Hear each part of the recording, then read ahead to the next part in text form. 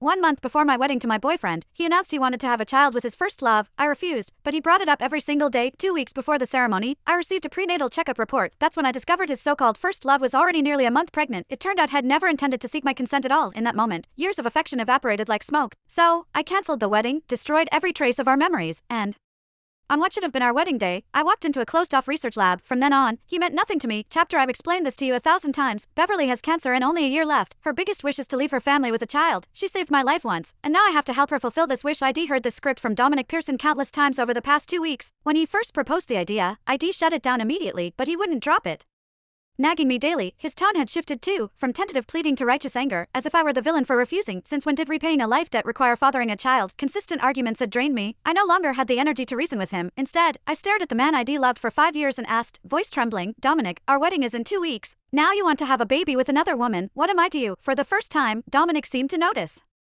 the storm cloud of despair hanging over me. His tone softened slightly. Jane, I know this is hard, but I'm the only one who can help Beverly. I can't let her die with this regret. It's just IVF. Nothing will happen between us. If you love me, you'll understand. My heart plummeted. It was clear he'd already made up his mind. My feelings were irrelevant. Dominic opened his mouth to continue, but a phone ring cut him off. He glanced at the screen and stepped onto the balcony, watching his retreating figure.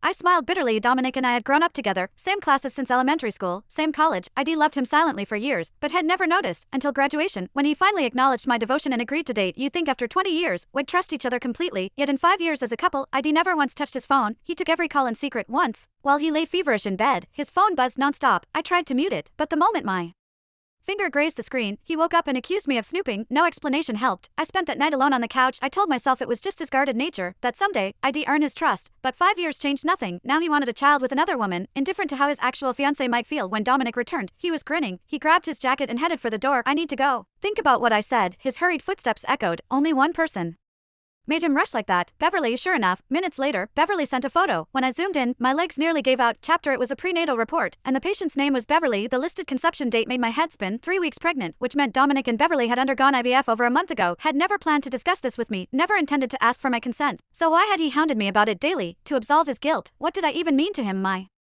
legs buckled, and I sank to the floor. I felt my heart clenched, strangling every breath. No wonder Dominic had rushed out earlier, grinning like a fool after that call. Had known, they did a good job. Beverly was pregnant. He was probably at the hospital with her now, clinking champagne glasses over their twisted miracle. I pressed my palms against my eyelids, but the image of that report burned brighter. How could the man ID loved for decades become another woman's child's father 2 months ago? Had tearfully accepted my proposal. ID booked the cathedral and chosen a lace gown for our wedding. ID imagined his hands studying mine as we cut the cake. Now those fantasies popped like soap bubbles, leaving only acid in my throat. My phone buzzed, jolting me back. I answered mechanically. Jane. Emily's voice crackled with excitement. I know it's last minute, but Dr.